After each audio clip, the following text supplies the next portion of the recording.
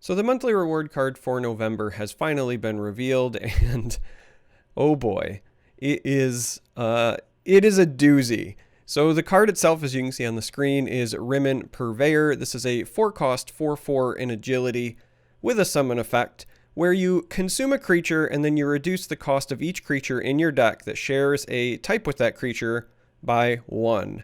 Now, before I talk about whether I think this card is good or not, I want to, kind of clear up some ways that this interacts. So if you're looking at this and you're going, well, gee, if I use this on Reflective Automaton, does that reduce the cost of every creature? And the answer is yes. They actually cover that in the article here as well.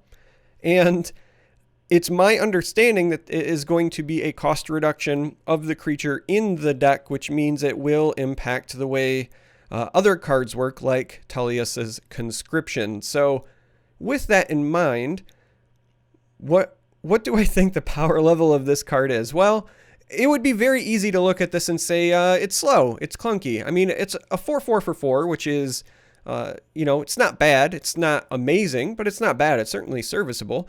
It doesn't have a keyword or anything like that, but it does also require you to build around this card, right? You have to have either Reflective Automaton in your deck, or you have to have kind of a tribal theme. Maybe you're running Factotums. Maybe this hits your Mud Crabs, though they're already cheap. Maybe you are going with a Goblin theme. Whatever the case may be, you've got to have something worthwhile for this to hit. Now, then you also have to have played one of those cards, had them die, and then play this. It also only affects creatures in the deck, so it will not give you a discount on cards in your hand. So there's no worries where, for example, with Gate reduces the cost of everything. And so I'm sure as you all are familiar, that allowed folks to play some Gates, get that cost reduction, and then dump their hand. This is not necessarily the case. It's in the deck, so you have to play this and then draw those cards. But on the other side of the coin, as we know, cost reduction effects have been very powerful historically in the Elder Scrolls Legends. Thieves Guild Recruit has been nerfed. Transitus Shrine certainly got adjusted. Recently, the gates themselves also got adjusted. Other cards are on the fence, in my opinion. So you might say, like, well, Ring of Lordship's been around, and that's not really an issue. But it's only not an issue because it's not consistent. Ring of Lordship looks really impressive when you actually get the Dragonstar Rider deck to go off. When you see that thing in action and it's working, you go, holy shit, Ring of Lordship is amazing. Because again, cost reduction effects are amazing. Thieves Guild Fence is another one of those cards that in a vacuum, not so great, but when you see it actually work, when you see the dividends, it can be outstanding. And so it ultimately is going to come down to whether or not this card is consistent enough. And right now, I think the answer is maybe, but I think at some point in the future, somebody will break this. Absolutely. I think this card is one to watch out for easily, if only for the potential interaction with Tullius's Conscription. Being able to run 2-drops that don't do anything necessarily is not really going to hurt a Conscription deck. If you take something like Telvanni Conscription, for example, yeah, you want your 2-drops to have comes into play effects or things like that, but if you have to jam in like 3 Reflective Automatons or make room for those, it's not going to be a backbreaker. But you can also then start thinking about the 3-drops that you want to include, because it only takes this going off once on an automaton for you to start pulling potentially 3-drops from your deck when you play Conscription. And so being able to get things like Galen or Blackhand Messenger or even Sanctuary Pet are going to really increase the utility of something like a Telvanni Conscription deck. And that's just Telvanni.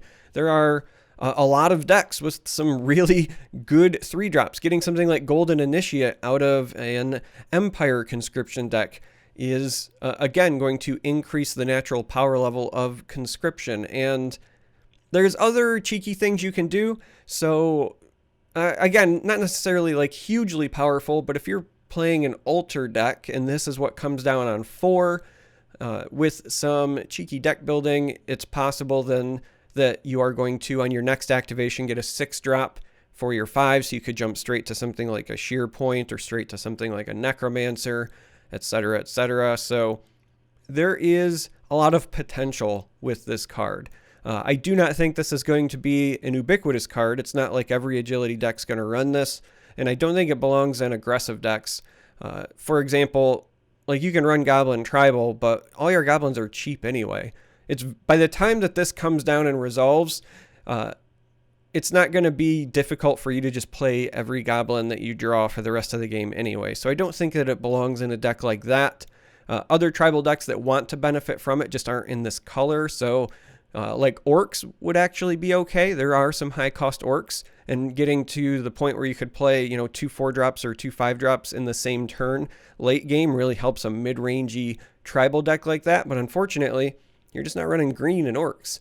So interesting decisions there. I'm kind of curious to see how it might impact some Ebonheart decks, things of that nature. But make no mistake, like this card is part of a puzzle. And I suspect at some point that puzzle will be solved. It's just too powerful of an effect to not make an impact somewhere.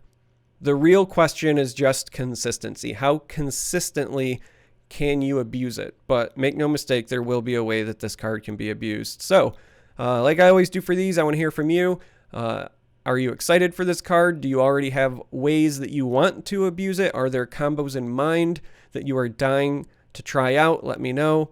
And yeah, that's it. That's it for this video. So if you made it this far, thanks for watching. And until next time, may you walk on warm sands.